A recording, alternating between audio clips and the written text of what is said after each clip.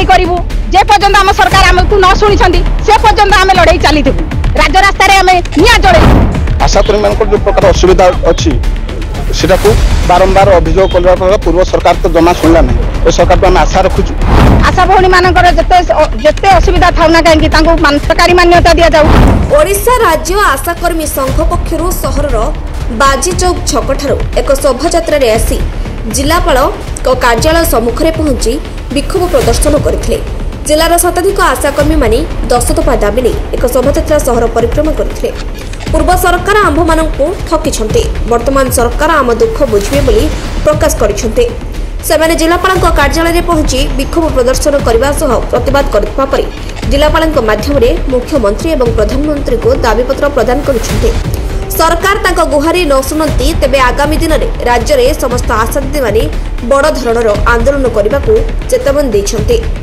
आशा मानक बहुत दिन 2005 मसीह आज आसी पर्यंत सरकारी मान्यता पाई ना कि दरमा भी ठीक रे पाऊना। आशा भौणी मैंने बहुत कष्ट कर राति दिन खटिकी भी तथापि आमको प्रतिश्रुति उपर प्रतिश्रुति दे चली सरकार। तेणु आम चाहूँ जिलापाल जरिया केन्द्र को पहुँचू आशा भौणी मानकर गृह निर्माण सबू सीएसपीएस सुविधा थाऊ। आशा मानकर 18,000 वेतन दि जाऊ, अवसर प्राप्त 10 लाख दि जाऊ, मृत्युकालीन 5 लाख दि जाऊ, आशा भौणी मानकर सामाजिक सुरक्षा दि जाऊ।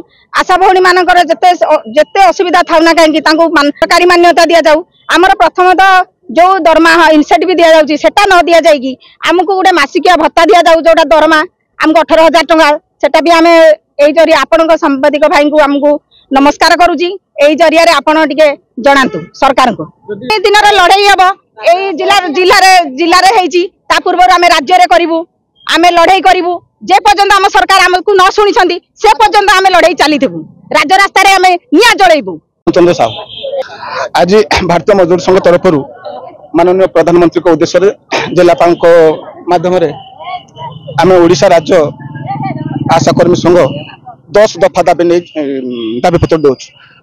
आशाकर्मी मान जो प्रकार असुविधा अच्छी बारंबार अभियोग कर पूर्व सरकार तो जमा शुणला ना ए सरकार को आम आशा रखुचु निहाती भाव में आशा भौणी मान जो 10 दफा दाबी अच्छे अवसरकालीन 5 लाख टंका प्रदान कर दरमा 18,000 टंका दरमा दौ एमती विभिन्न दाबी नहीं आम दाबी आज रखीचु। तेणु यह लंबा समय आम जेहेतु दाबी रखीचु आम आशा करूँ निश्चित भाव ए सरकार एप्रति दृष्टि देवे।